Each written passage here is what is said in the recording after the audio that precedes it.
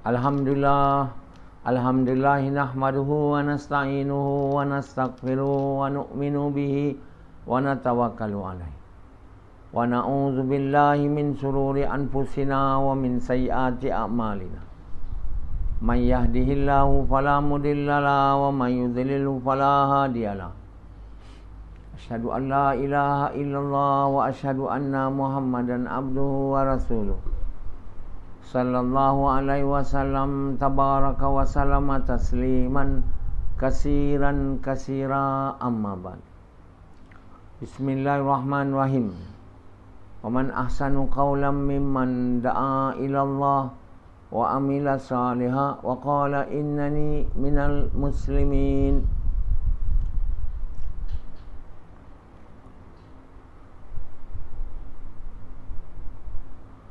Tuan-tuan, bapa-bapa sekalian dan ibu-ibu sekalian,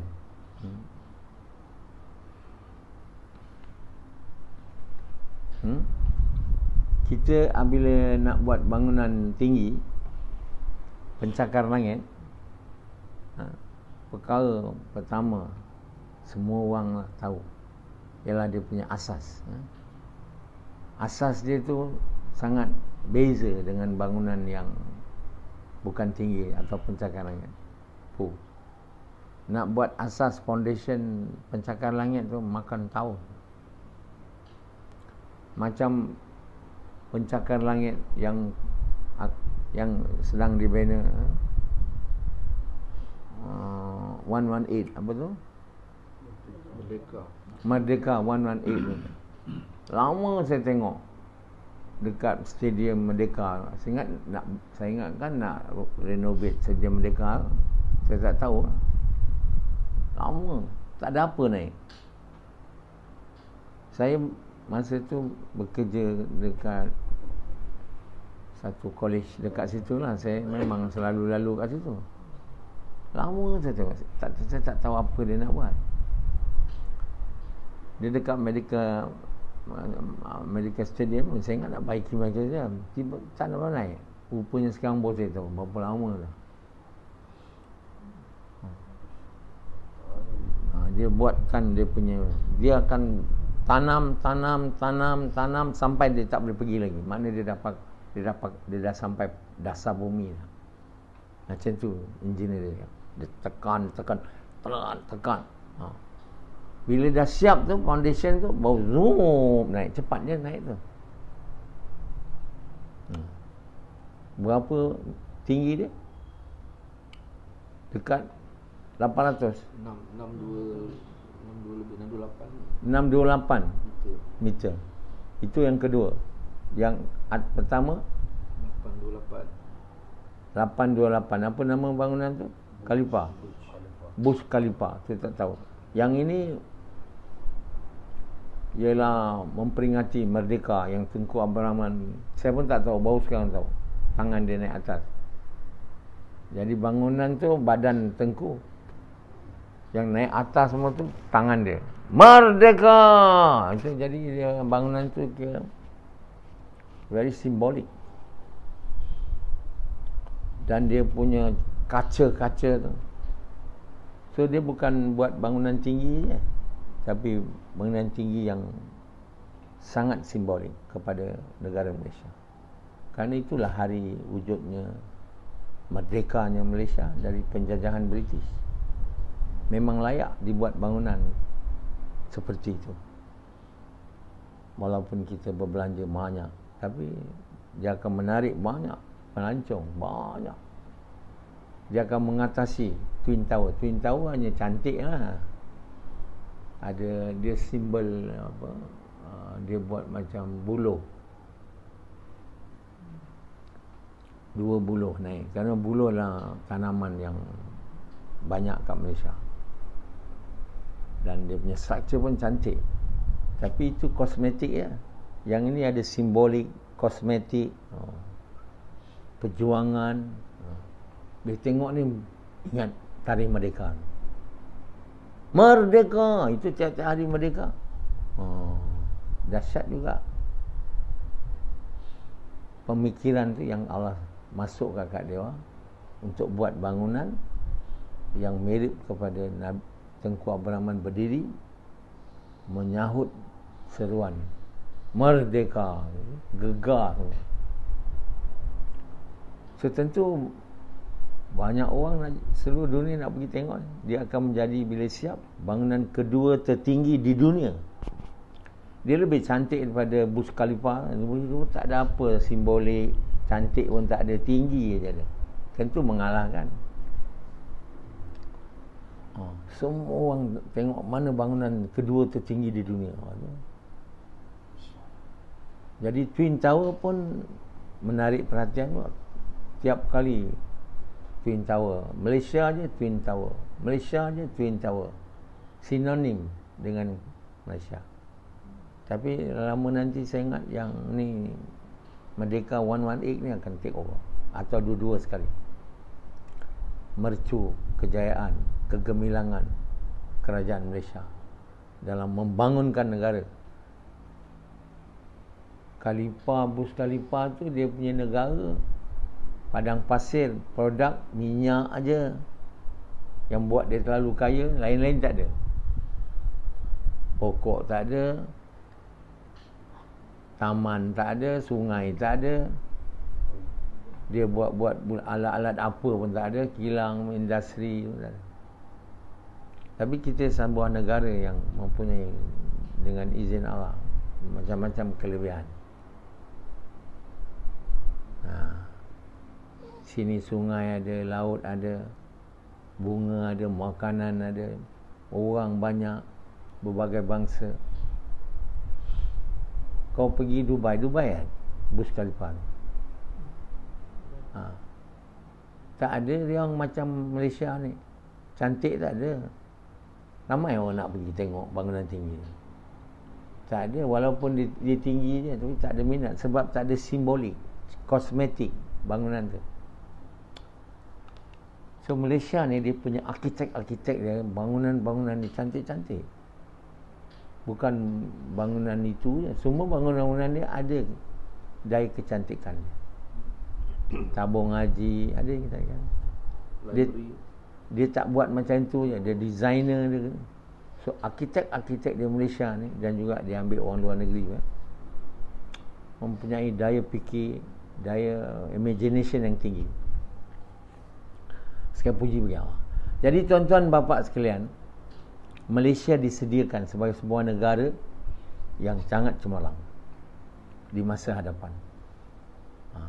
Kiranya lah Malaysia ni menjadi negara pengajar seluruh manusia di seluruh alam kepada kerja Nabi yang mulia ni, yang dengan izin Allah saya menerajunya. Tentu Malaysia lagi gemilang lah, cemerlang dan terbilang. Dia bukan hanya ada bangunan tinggi, sungai yang cantik, bunga-bunga yang cantik, tanaman yang cantik, buah-buahan yang banyak, makanan yang banyak. Saya pernah pergi Jordan dulu. Saya pergi kedai, tak tengok, tak ada barang. Saya nak masak pun tak tahu apa nak beli. Telur, ayam saja. Banding dengan sini. Pergi Indonesia, tak nampak makanan mana-mana. Asyik lauk Minang je. Kamu ada pergi Indonesia? Banyak? Tak ada. Saya banyak kali ni. Tak ada boleh saksi itu. Kat Malaysia berapa banyak makanan kita tengok. Maknanya negara ni mewah. Takkan tak mewah pula, banyak makanan. Walaupun orang Malaysia banyak komplain, tapi Malaysia ni negara mewah. Makanan yang bermacam jenis. Bukan makanan Melayu je, makan India, makan Cina, makan putih, Jepun. Orang Jepun, orang Korea nak pindah sini, suka. Pertama, barang murah ni. Sana cukup mahal. Gempa bumi banyak kali datang. Sini tak ada. Bahasa Inggeris boleh, bahasa Cina boleh, bahasa India boleh. Dia boleh belajar bahasa Inggeris ni. Belajar bahasa Cina pun boleh. Bahasa Melayu pun boleh. Pasport senang dia kata. Ada orang nak duduk kat Singapura. Pertama mahal. Jarang orang nak duduk sana. Pertama negeri dia kecil. Dia tak nak ambil orang sasaja kecuali pandai sangat. Dia dah 5 juta nak pulau macam itu punya kecil. Tanah begitu punya mahal. Banyak yang lari keluar, tak boleh tahan sebab barang mahal. Singapura negara paling mahal dia, bandar. Dia bukan negara pun, bandar paling mahal di dunia antaranya. Siapa nak duduk kalau ia melainkan terpaksa. Jadi Malaysia bila negara dia, di sini dia belajar agama, di sini dia dapat agama, di sini dia dapat dunia, mana tak orang tak nak datang sini. Amerika pun orang tak nak. Sekarang orang nak pergi Amerika, Europe, agama tak ada. Dunia pun tak apa-apa melawan kita. Jadi Allah SWT dah sediakan Malaysia ni sebagai negara cemerlang, terbilang masa depan. Dan terutama dia akan jadi cemerlang bila negara ni meneraju kerja Nabi. Putrajaya tu menjadi Putrajaya bandar nubuah, bandar kenabian. Masjid Putrajaya tu menjadi masjid macam masjid Nabi zaman Nabi dulu. Depan Putrajaya tu kita akan buat hotel, pencakar langit, tengah-tengah punya kalimah, dan kerja mengajak manusia kepada kebaikan, mencegah kemungkaran, simbol. 6 lagi kerja-kerja yang kena dibuat oleh orang Islam, iaitu semayang.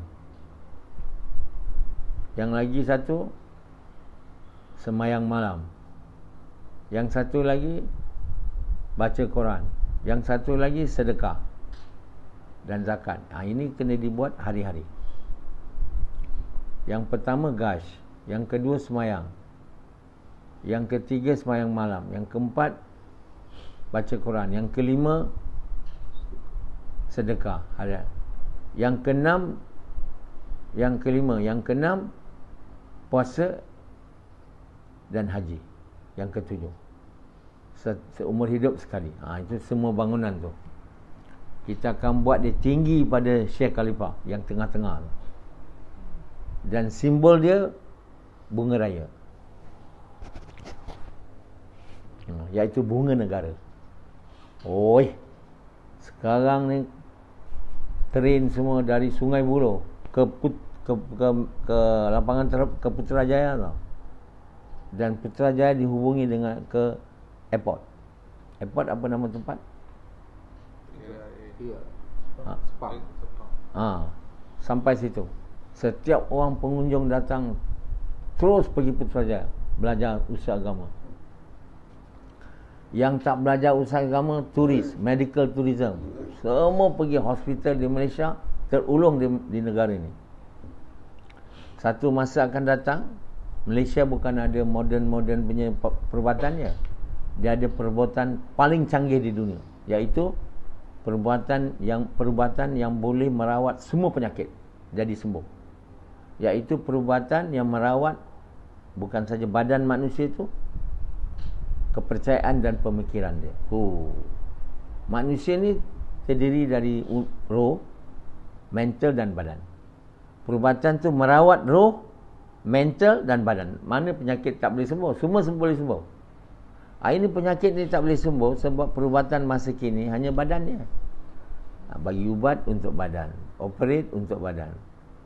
Mental dan roh langsung ditinggalkan. Allah telah ajar perubatan ni pada saya, sehingga orang sakit mental, schizophrenia dan semua boleh sembuh. Cuba Malaysia ada perubatan tu. Tak datang orang seluruh dunia. Seluruh dunia datang sebab di sini je. Bukan saja perubatan, nak menjadi manusia baik, kerja Nabi itu pun datang sini je.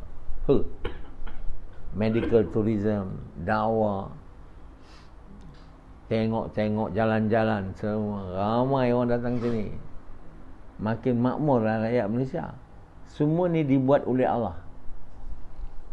Kenapa Malaysia ni akan meneraju dunia di dalam usaha membawa manusia kepada Allah.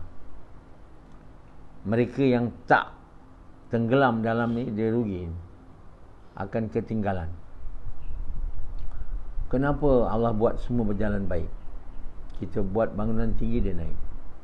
Indonesia buat bangunan tinggi, terbantut, tak naik, tak ada duit. Ada bangunan projek-projek mega, kadang-kadang terbantut, duit tak ada. Ini semua Allah tak izin. Malaysia Allah izin semua. Semua jadi. Kita semua tak ada apa. Yang buat semua ni Allah SWT. Kamu tak percaya ini Allah buat bila saya tak cakap. Tak tak? Kamu ingat kita buat. Kita tak buat. Allah buat negara ni disukai oleh orang. Allah buat orang kat sini jadi tenang sekarang ni. Lebih tenang dari dulu. Dulu bergaduh je. Kita pernah ada 13 Mei. Tapi selepas tu kita tak dapat lagi. Rakyat makin bertambah baik. Belum buat kerja lagi. Belum buat kerja Nabi lagi. Rahmat aja. Kerana apa? Di negara ni ada orang yang meneraju kerja Nabi tu. Sebab itu rahmat ni turun ke negara ni dan menyelubungi rakyat Malaysia. Sehingga Cina, Keling, India boleh duduk sama. Tak ada gaduh. Allah tak buat ada gaduh. Dan bila orang-orang luar datang, dia jadi pemurah orang Malaysia. Belanja dia. Jadi orang Indonesia heran. Malaysia, rakyatnya berdisiplin. Covid datang pun dia ikut undang-undang. Orang lain tak nak. Mana ada yang ikut undang-undang sangat ikut Covid ni? Amerika gaduh, semua tak nak ikut undang-undang. Rakyat Malaysia yang tak ikut undang-undang sikit je yang ikut Jemaah Tabligh. Yang lain ikut undang-undang. Ini Jemaah Tabligh kita kasih ajar dia sikit. Masih lagi nak kumpul-kumpul. Jadi tuan yang mulia, ini semua Allah yang buat. Jadi semua orang kat Malaysia ni, kenapa Allah buat ni kat sini? Apa sebab ni? Takkan tak ada sebab pula. Semua berjalan baik, lancar, bagus. Perdana Menteri dia. Ada. Sebab di Malaysia ni ada orang yang Allah sayang, Allah cinta. Sangat cinta. Sangat cinta. Tentulah bukan Najib tak. Yang Allah sangat cinta takkan Mahathir, takkan Ismail Sabri, takkan Muhyiddin. Yang Allah sangat sayang yang buat kerja dia, kerja Nabi-Nabi dia, mengajak manusia kepada Allah, yang tiap-tiap hari pergi. Bukan saja bagi ceramah tiap-tiap hari, pergi ajar orang, kerja mengajak manusia kepada Allah. Ini adalah jalan yang Allah ajar kepada Nabi dan jalan yang Allah ajar pada umat Nabi. Jika dia buat jalan ni, mengajak manusia kepada Allah macam dibuat oleh Nabi-Nabi, dia akan menuju menjadi kekasih Allah. Maksud hidup kita adalah menjadi kasih Allah. Tak ada orang boleh jadi kasih Allah kalau dia tak ikut jalan ni. Mahathir tak ikut jalan ni, Muhyiddin tak ikut jalan ni, Ismail Sabri tak ikut jalan ni. Mana nak jadi? Takkan kerana dia orang negara ni makmur. Takkan kerana askar ni banyak kat Malaysia, yang dia orang kata askar ni menjaga keamanan. Askar tak boleh jaga keamanan. Banyak orang askar, lebih banyak lagi. Tak ada negara dia aman. Yang memberi keamanan ni ke mana-mana negara tak ada lain, melainkan jawab Allah. Ada tak orang lain boleh bagi keamanan? Tak ada. Ada orang lain boleh bagi kemakmuran? Tak ada. Kalau Allah nak buat negara tu hancur, Allah buat dia orang gaduh, perang. Allah nak bagi negara hancur, Allah bagi taufan, gempa bumi, banjir besar. Itu semua Allah bagi. Dulu Malaysia ada banyak. Waktu orang yang buat kerja Nabi ni tak ada, buat kerja Jemaah Tabligh aja. Masa kita buat Jemaah Tabligh, Bantung Kali ada. Apa orang yang Botak Chin, Bantung Kali, Komando, semua tu penjahat yang Allah keluarkan disebabkan kita engkar. Sebab tidak ada seorang pun yang dicintai Allah. Tapi hari ini telah ada orang yang sangat dicintai Allah duduk kat Malaysia. Dan tentulah orang yang sangat dicintai Allah tu bukan duduk diam, tak buat apa-apa, tiba-tiba dicintai oleh Allah. Ada masuk akal ke? Tak ada orang yang dicintai Allah tu macam Rashidi, lala move tiap-tiap hari, hantar barang sana, hantar barang situ. Bukan dicintai oleh Allah orang yang macam Sufyan, semayang pun tak jaga. Takkan macam Hanzalah, orang dicintai Allah, yang sangat suka pada burik. Tak ada. Orang yang dicintai oleh Allah ni orang yang buat kerja yang sangat Allah suka. Perkataan mengajak manusia kepada Allah ni, Allah kata perkataan paling baik. Wa man ahsanu qawlam mimman da'a ilallah. Perkataan siapa lebih baik? Maksudnya tak ada perkataan baik lagi lah, melainkan perkataan mengajak manusia kepada Allah. Bila kita buat kerja ni, ikut jalan ni, kita akan jadi orang yang soleh. Dan apabila kita jadi orang soleh, kita jadi orang Muslim, dan kita akan jadi kekasih Allah.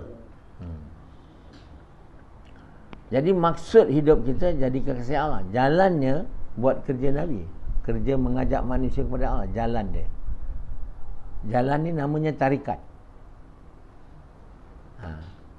Yang setengah orang Islam faham tarikat ni berzikir, itu salah. Dan ajaran tu bukan betul. Dia bukan tarikat yang boleh bawa manusia menjadi kekasih Allah. Tak ada. Kan? Asyik berzikir seorang je, subhanallah, subhanallah. Tasbih bawa sana sini. Puasa hari-hari. Sembahyang banyak. Malam baca Quran. Ni semua bukan jalan nak jadi kekasih Allah. Allah bagi tahu, katalah wahai Muhammad, ni jalanku. Tak ada dia sebut puasa, sembahyang banyak, zikir banyak-banyak, tak ada. Tidur banyak lagi lah, tak ada. Makan banyak lagi lah, tak ada. Bersetubuh banyak lagi lah, tak ada. Jalan nak jadi kekasih Allah ni banyak. Buat gash, jauhlah. Ziarah orang, ajak orang kepada Allah. Waman ahsanu qawlam mimman da'a. Da'a ni apa? Mengajak. Da'a ilallah, maknanya mengajak manusia kepada tiada Tuhan melainkan Allah. Muhammad itu pesuruh Allah. Itu jalan. Kalau kita pergi jumpa orang, ajak orang pergi masjid, pakcik ada ceramah lepas maghrib, sila datang. Itu bukan mengajak kepada Allah, itu mengajak kepada masjid. Pakcik semayanglah, jangan lupa kita akan mati. Itu bukan mengajak kepada Allah. Itu mengajak semayang, mengajak pergi masjid, benda baik juga, tapi bukan mengajak kepada Allah yang dimaksudkan oleh ayat ni. Jangan sangka mengajak masjid mengajak kepada Allah, mengajak semayang mengajak kepada Allah, mengajak pergi haji mengajak kepada Allah, mengajak puasa mengajak kepada Allah, mengajak sedekah mengajak kepada Allah. Itu semua perintah-perintah Allah. Allah mahu manusia ni bertauhid kepada Allah. Mengajak kepada Allah ni tidak mempersekutukan Allah dengan sesiapa pun. Dengan siapa pun tak mempersekutukan.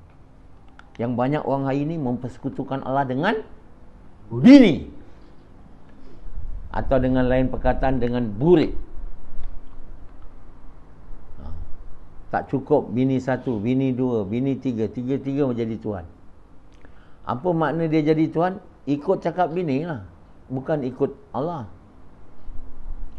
Kalau bini suruh buat kerja dakwah, baru boleh. Bini kata jangan buat kerja dakwah, tak boleh. Siapa Tuhan orang tu? Bini.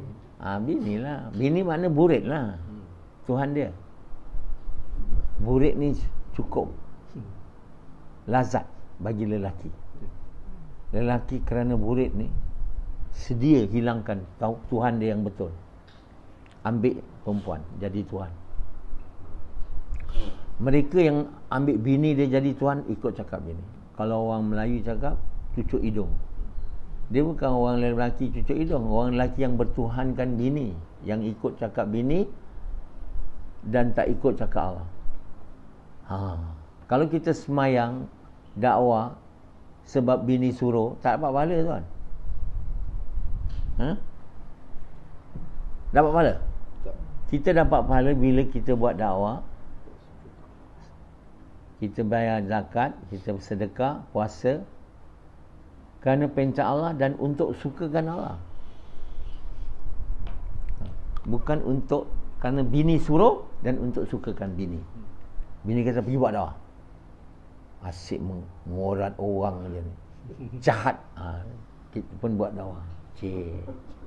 Kita pun gas. Tapi bukan kerana perintah Allah, perintah bini dapat pahala tak? Sebab itu orang yang bertuhankan sebagai lain daripada Allah, perintah macam mana pun, puasa, zakat semua jadi tak betul. Jadi maksud mengajak manusia kepada Allah, maksudnya ialah supaya manusia ni tidak mempersekutukan Allah dengan yang lain. Jadi maksud mengajak manusia kepada Allah, mengajak manusia supaya pertama mengucap kalimah la ilaha illallah Muhammad Rasulullah. Itu pertama. Selepas mengucap, kena ajak dia pada kerja, mengajak manusia yang belum mengucap supaya mengucap, yang dah mengucap supaya buat kerja, mengajak manusia pada kebaikan, mencegah kemungkaran. Kenapa? Bila dia buat kerja mengajak manusia pada kebaikan, mencegah kemungkaran selepas mengucap, dia akan sering kali bercakap dan mengingatkan orang kepada yang benar. Wa tawasabil haq. Yang benar tu apa? Berpesan kepada berpesan akan kalimah cari Tuhan dan ke Allah Muhammad SAW. Dia akan sering bercakap dan mendengar. Kan? Pada orang bukan Islam, dia nak suruh dia mengucap. Yang dah mengucap, dia nak suruh dia buat kerja dakwah, perintah Allah, mengajak manusia kepada kebaikan, mencegah kemungkaran. Jadi apabila dia berbuat ini, dia sering bercakap yang benar, berpesan kepada yang benar, dan bila dia berpesan dengan cara sabar. Bila orang marah dia balas baik. Dia tak marah balik orang tu. Bukan macam Rashidi, kan? Dia tak balas buruk. Dia tak, orang tengking dia diam aja. Malah bagi hadiah lagi. Kalau dia ada mampu lah. Tidak diam, kan? Kalau bagus, dia tak, maaf pakcik, senyum, doa untuk kami. Sampai pakcik tu nak heran. Pukul kita diam, tak ada pukul dia balik. Tumbuk kita diam. Kalau bagus lagi, tumbuk pipi satu, lagi satu pakcik tumbuk. Itu dah tumbuk satu, bagi pakcik, tumbuk lagi pakcik. Lepas tu, ini hadiah pakcik, kerana tumbuk saya. Apa pasal nak bagi hadiah? Saya hari ni pakcik begitu besar dapat daripada Allah. Saya balas buruk pakcik dengan baik. Saya dapat sabar.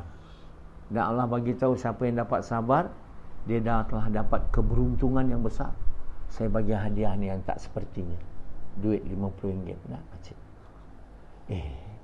Sedih pakcik tu. Macam tu lah buat kerja dakwah. Ada orang buat tu. Ini orang tengking kita tengking dia juga. Orang marah kita marah dia juga. Apa kita dapat dengan buat kerja dakwah? Bila cara salah, iman tak naik. Sebab itu Allah bagi tahu watawasabil haq, watawasabil sabr. Watawasabil haq ni memperingat yang benar, memperingat akan kalimah la ilaha illallah Muhammad Rasulullah. Itulah dia kerja mengajak kepada kebaikan. Mencegah kemungkaran, mencegah manusia dari tidak mengucap. Dan mencegah manusia yang dah mengucap dari tidak buat kerja menunaikan hak mengucap, iaitu kerja mengajak manusia kepada kebaikan, mencegah. Itulah dia namanya ad'u ilallah. Siapa yang tak buat kerja macam mana saya cerita ni, bagi tahu ni, dia bukan mengajak manusia kepada Allah. Jemaah tabligh tu da'a ilallah, dia kata. Dakwah kepada la ilaha illallah. Tapi dia tak cakap la ilaha illallah, dia cakap da'a ilallah, kata dia.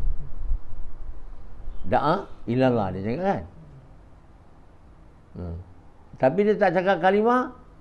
Dia cakap ajak pergi masjid je, ajak 40 hari, ajak 4 bulan, ajak 3 hari. Semayang pun dia tak ajak. Orang tabligh.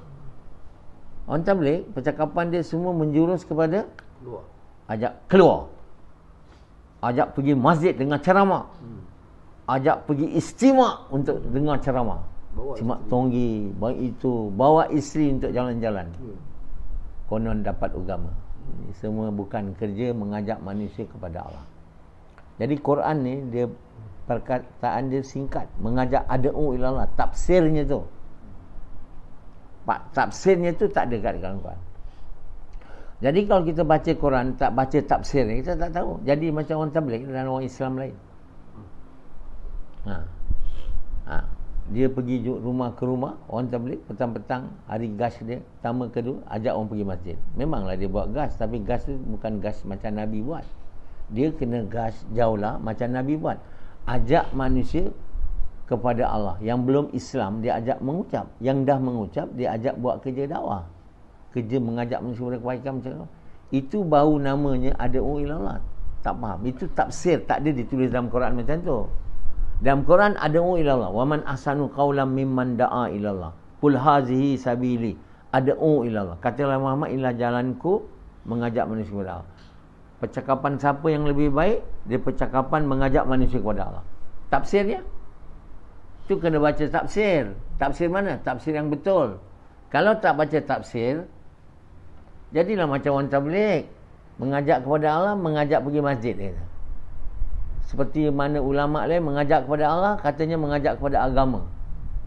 Ini semua salah tafsir. Dan dia Iqra' kan? Iqra' bismi rabbikal ladzi khalaq. Baca dengan nama Tuhanmu yang mencipta kamu dari segumpal darah. Jadi dia orang tak baca tafsir yang betul. Dia dengar tafsir ustaz yang salah. Ustaz kata baca ni belajar membaca dan menulis. Betul tak? Dia tak baca tafsir, dia dengar tafsir ustaz yang salah. Jadi tafsir yang salah ni buat manusia amal tak betul. Iqra' di situ bukan makna belajar membaca. Iqra' makna baca. Ikut aku, kata Jibril. Macam mana aku baca, kau ikut. Read, baca. Aku akan cakap engkau dan kau baca. Baca dengan nama Tuhanmu yang mencipta manusia dari segala. Baca dengan nama Tuhanmu yang Maha Pengasih lagi Maha Penyayang. Bismillahirrahmanirrahim. Itu maksudnya. Bukan belajar. Lepas tu yang mencipta manusia dari sekumpal darah. Iqra' bismi rabbikal ladzi khalaq, khalaqal insana min 'alaq. Iqra' wa rabbukal akram allazi 'allama bil qalam. Lagi satu Allah bagi tahu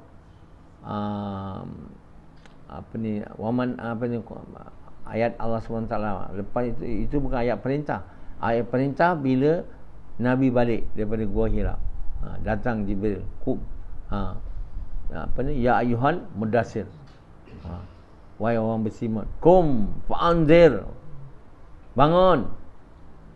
Kum fa'anzir wa rabbaka fakabbir. Kum fa'anzir, bangun dan buat jauhlah, gas. Tuhan kamu besarkan. Tuhan kamu besar ni maknanya kamu beritahu manusia tiada Tuhan melainkan Allah. Tiada yang besar melainkan Allah, tiada yang berkuasa melainkan Allah, tiada yang beri faedah melainkan Allah. Itu wa rabbaka fakabbir. Itu maknanya dia tafsir, tak ada tafsir. Jadi tak tahulah apa nak buat. Baca aja dah. Buat tak ada, tafsir tak baca. Wasiyabaka patahhir, dan pakaian kamu cucikan. Kita tak baca tafsir, kita ingat basuh pakaian kita, pakaian jubah ni. Dia bukan pakaian jubah. Dia makna pakaian ni apa yang kita pakai itu agama kita. Hati kita bersihkan. Makna iman kita sucikan, amal kita baik. Maknanya iman dan amal pakaian tu. Wasiyabaka patahhir, iman dan amal kita jadi betul. Itu maknanya. Kan perkataan Allah tu kan tersirat, pakaian kamu sucikan. Kalau kita ingat biasa je, ingat jubah, pakaian kita kena cuci lah. Macam Allah beritahu ya ayyuhal mudassir, kum, bangun. Kum fa'anzir. Kum fa'anzir wa rabbaka fakabbir. Tuhan kamu besar. Kita ingat berzikir la ilaha illallah, la ilaha. Kita tengok apa Nabi buat setelah ayat tu. Nabi pergi buat jaulah, pergi jumpa orang. Tak ada dia berzikir. Jadi amalan pertama selepas mengucap ni kena buat gas, kena buat jaulah, kena jumpa orang, ajak orang kepada kamu besarkan Allah, beritahu manusia tak ada Tuhan melainkan Allah, tak ada yang berkuasa melainkan Allah, tak ada yang beri faedah. Itulah makna warabaka fakabir. Bila kamu buat ini, maka iman kamu, amal kamu akan jadi betul. Wasiyabaka fatahhir. Ayat tu sikit aja, tapi tafsirnya. Jadi kerana dengan izin Allah itulah saya buat tafsir. Kerana tanpa tafsir Quran yang betul, manusia akan faham Quran ni. Dan tak faham, dia takkan amal yang betul. Jadi tafsir tu dengan izin Allah selesai. Quran yang ada 6,666 ayat tu ditafsir kepada 84 kitab. Satu kitab 380, 350, 250 muka surat. In average 300. Satu muka surat lebih kurang 1000 perkataan. Satu muka surat. 300 muka surat, 300,000 perkataan. Jadi ini mau dibaca 84 kitab, bukan senang nak habis. Setahun tak habis. Kalau kamu baca 50 muka surat, kamu akan habis dalam 1 tahun 8 bulan. Quran ni tak payah nak cepat-cepat, nak habis, nak khatam, tak ada.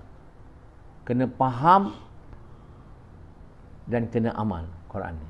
Tujuan Quran diturun bukan untuk dibaca, untuk dipaham dan diamal. Untuk faham tak boleh baca cepat-cepat. Membaca dengan perlahan dan berfikir.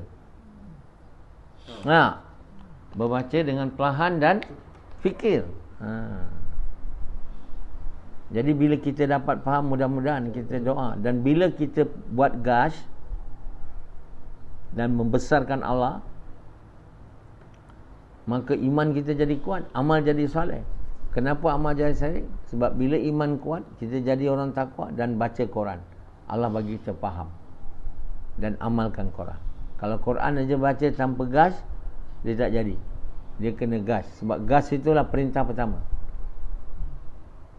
yang Allah SWT bagi pada Nabi. Dan itulah yang mati, itulah yang tenggelam, itulah yang terkubur.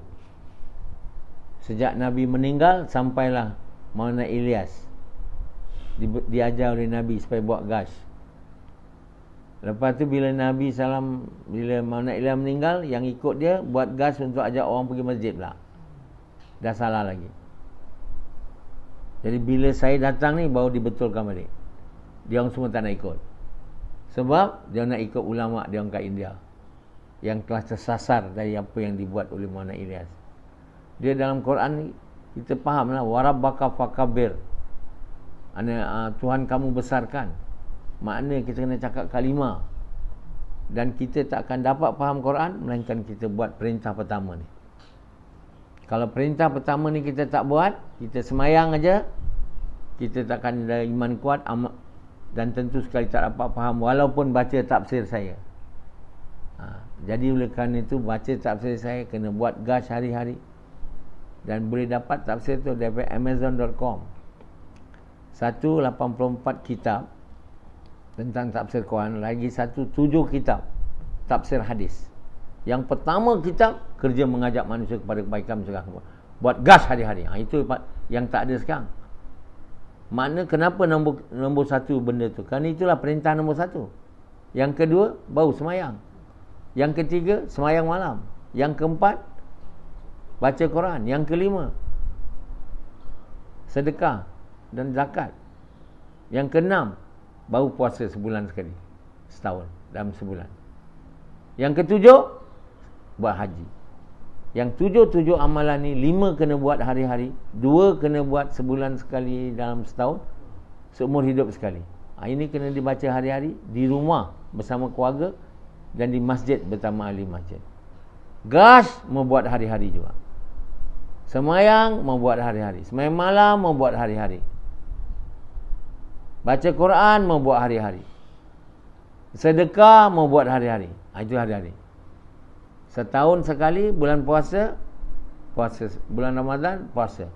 Seumur hidup sekali, seawal yang mungkin, bila kesihatan ada, duit cukup untuk keperluan, pergi haji ke Mekah.